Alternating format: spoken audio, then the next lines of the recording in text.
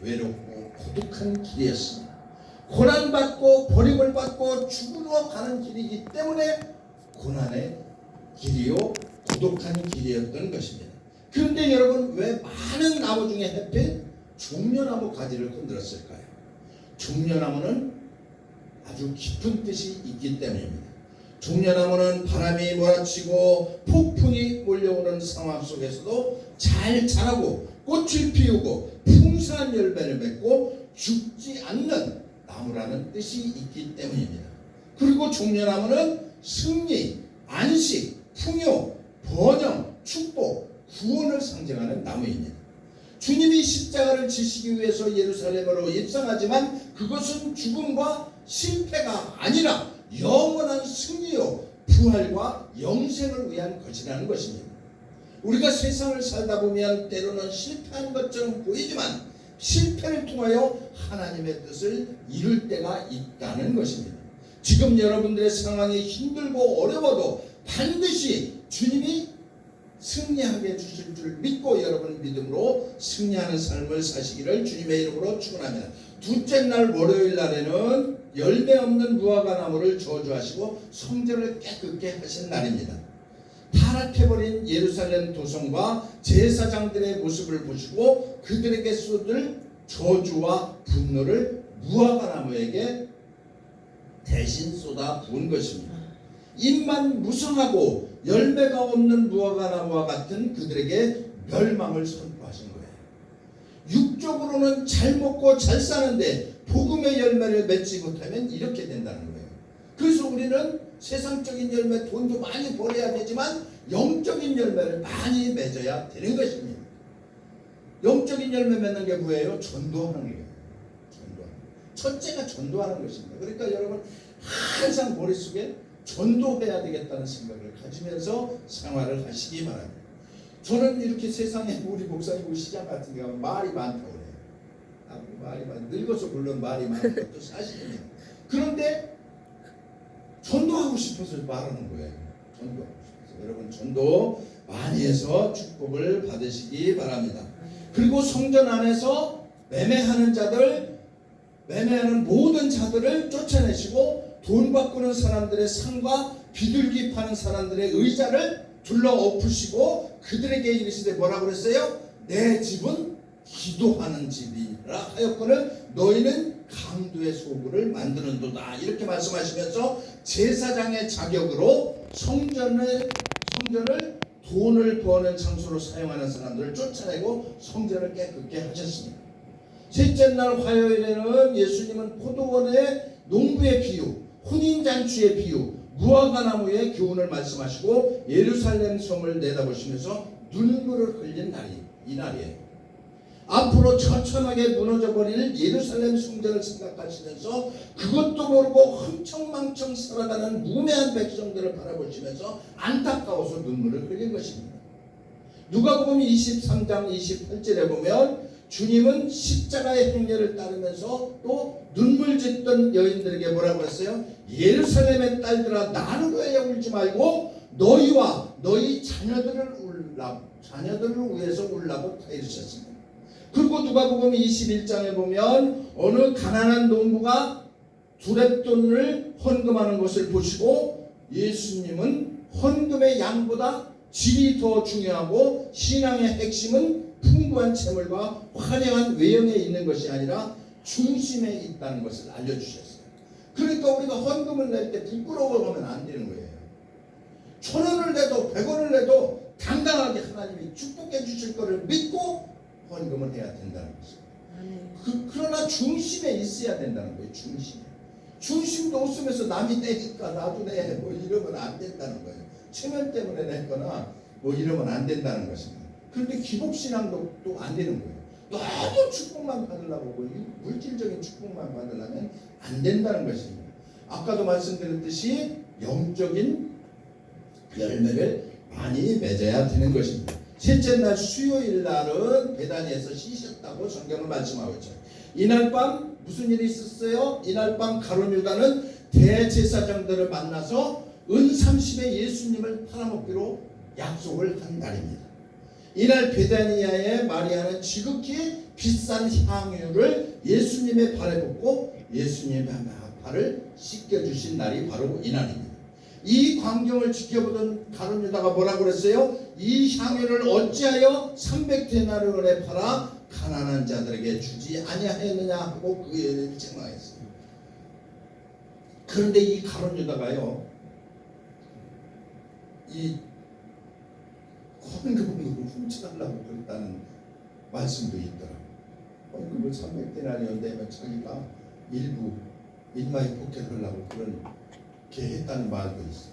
이러면 안 되는 줄 믿으시기 바랍니다. 그러자 이 예수님께서 가룟 유다에게 뭐라고 그랬어요? 그는 힘을 다하여 내 몸에 향유를 부어 내 장례를 미리 준비하였다고 말씀하고 있습니다. 예수님께서 죽는다는 것을 알았다는 거예요. 다섯째 날 목요일에 주님은 자신을 낮춰서 하나님과 이웃을 섬기고 사랑하라는 의미로 제자들의 발을 씻겨주신 날이 바로 이날입니다. 그래서 이날을 뭐라고 그래요? 세족 목요일이라고 하는 거예요. 요즘도 세족식 많이 하죠. 여기 백석 때도 기독교 학교다 보니까 세족식 하더라고요. 교수들이 제자들 학생들 데려다 불려 앉혀놓고 세족식 발 씻어주는 행사를 합니다. 그래서 이날이 세족 목요일이라고 하는 것입니다. 그리고 이날 주님은 제자들에게 주님의 몸과 피를 상징하는 떡과 포도주를 치유의 만찬으로 살해하셨습니다. 치유의 만찬 자리에서 주님은 제자들에게 뭐라고 그랬어요? 너희 중에 한 사람이 나를 팔리라, 이런 말씀을 하셨어요. 예언을 하셨다는 것입니다. 그리고 제자들에게 겟세마네 감람산 겟세마네에 올라가서 땅에 엎드려 기도를 했습니다. 이때에 주님은 뭐라고 기도했어요? 내 아버지여, 만일 할 만하시거든 이 잔을 내게서 옮기시옵소서. 그러나 나의 원대로 마옵시고 아버지의 원대로 하옵소서. 이런 기도를 했던 것입니다. 이날 새벽 예수님은 가룟 유다의 안내를 받은 대제사장들과 백성들의 장로들에게서 파송된 무리들에 의하여 잡히셨고 결박되어서 빌라도에게 넘겨진 날입니다. 그리고 여섯째 날 금요일에는 빌라도에게 신문과 사형 선고를 받고 골고다 언덕에서 십자가에 매달려 참혹하게 세상을 떠나고 말았습니다. 이 날이 AD 29년, AD 29년이면 어떻게 생각이 막 들어요? 예수님이 29살이었다, 이런 얘기입니다. AD 29년 니산월 3월 내지 4월이에요. 요즘 시기입니다. 그래서 이 날이 고난주간, 오늘 고난주간이에요. 15일. 그래서 보통은 고난주간을 4월 셋째 주, 이렇게 부활주일을 4월 셋째 주 이렇게 하는데 올해는 아주 엄청나게 빨리 온 거예요. 여러분 참고하시기 바랍니다. 오전 9시에 십자가에 못 박혀서 6시간 동안 고생하시다가 오후 3시 운명하심으로 예수님은 인생을 마치셨습니다. 그래서 이 날을 뭐라고 불러요? 성금요일이라고 부르는 것입니다. 인류 역사상 가장 슬픈 날이면서 예수님이 가장 위대한 일을 하신 날이 바로 이 날이라는 것입니다. 예수님은 아무 죄가 없으신데 가장 악한 죄인이 받는 십자가의 형벌을 받으셨던 것입니다. 강도요 살인자인 바라바는 석방되고 병자들을 고쳐주고 배고픈 자를 먹이시고 소경의 눈을 뜨게 하시고 문둥병자를 깨끗게 하시고 안든뱅이를 일어나게 하시고 또 죽은 자를 살려주신 예수님은 죽어야 했던 거예요. 왜 그랬습니까? 저와 여러분을 구원하시기 위해서 예수님이 대신 고통을 당하시고 죽으신 것입니다. 이로써 멀망과 저주, 절망의 삶을 살 수밖에 없던 우리가 하늘나라의 소망을 가지고 살 수 있게 된 것입니다. 예수님이 죽었기 때문에 우리가 천국에 갈 수 있는 거예요. 알았지? 다 아실 줄로 믿습니다. 그리고 예수님은 금요일 저녁에 매장되어 토요일을 무덤에서 지내시고 안식 후 첫날인 일요일 새벽에 부활을 하게 되는 것입니다. 모든 악의 권세를 물리치시고 살아나셔서 우리들에게 부활의 소망을 주신 거예요. 그래서 다음 주일이 여러분 부활주일이 되는 것입니다. 그 세상의 모든 그리스도인들은 이날을 주일날로 선포하고 예배를 드리게 되었는데, 그래서 주일이 주님의 날이 되는 것입니다. 이번에는 여러분, 예수님께서 십자가에 못 박히실 때에 십자가에 매달리셔서 하신 말이 있습니다. 이거를 뭐라고 그래요? 가상칠언이라고 합니다.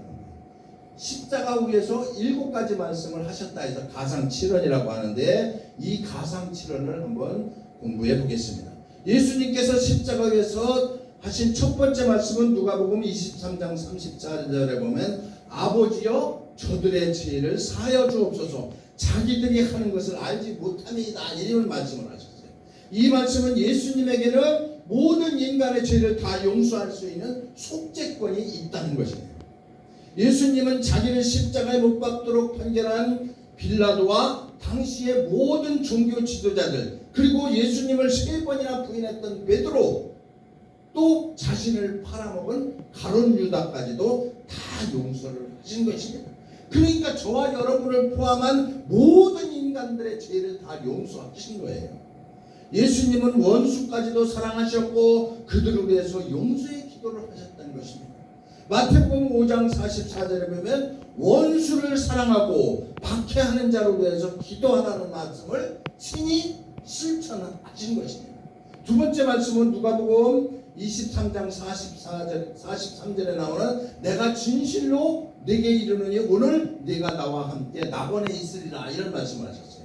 이 말씀은 주님은 회개하는 죄인을 용서하시고 새로운 소망을 주신다는 것입니다. 예수님께서 십자가에 못 박혔을 때에 두 행악자가 뭐예요? 죄를 지은 자도 함께 매달려 있었는데, 그중 한편 강도가 예수여 당신 나라에 임하실 때에 나를 기억하소서, 이 말씀을 했어요. 그러자 예수님께서 이 말씀을 하신 거예요. 오늘 네가 나와 함께 낙원에 있으리라, 이렇게 대답을 하신 것입니다. 예수님은 죽음의 고통 중에서도, 죽는 고통을 당하시면서도 죄인을 용서하시면서 낙원으로 인도하시는, 전도하시는 분이라는 것을 우리는 깨달을 수 있습니다. 우리가 믿는 기독교는 그래서 용서의 종교요, 구원의 종교요, 천국에 가는 종교가 된 것입니다. 그래서 우리는 아무리 바쁘고 아무리 힘들어도 영혼 구원의 열정을 잃어버리면 안 되는 거예요. 아무리 바쁘고 아무리 힘들어도 때를 얻든지 못 얻든지 언제 어느 때라도 한 생명이라도 구원하려고 하는 열정을 잃어버리지 말고, 여러분, 전도해서 나중에 천국 가서 뭐 받아요? 면류관 받으시기 바랍니다. 전도하면 면류관 받는 거예요.